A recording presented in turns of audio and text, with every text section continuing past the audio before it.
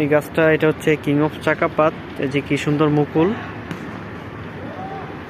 এই যে এটার মুকুলগুলো হচ্ছে ফোটা শুরু করছে, মানে ফুলগুলা কিছু আবার ছাদের ওই পাশে চলে গেছে, যেহেতু এটা একটু বড় ছড়ানো গাছ।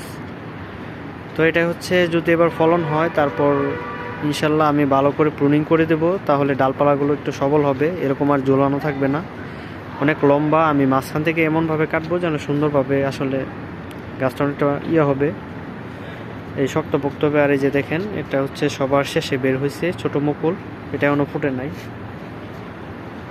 আর এই মুকুলের যে একটা ঘ্রাণ, এটা আসলে সবাই জানেন, এই মুকুলের যখন ফুলগুলো ফুটে তখন কিন্তু একটা সুন্দর ঘ্রাণ বের হয়। যে এখানে একটা, এটা হচ্ছে ব্যানানা,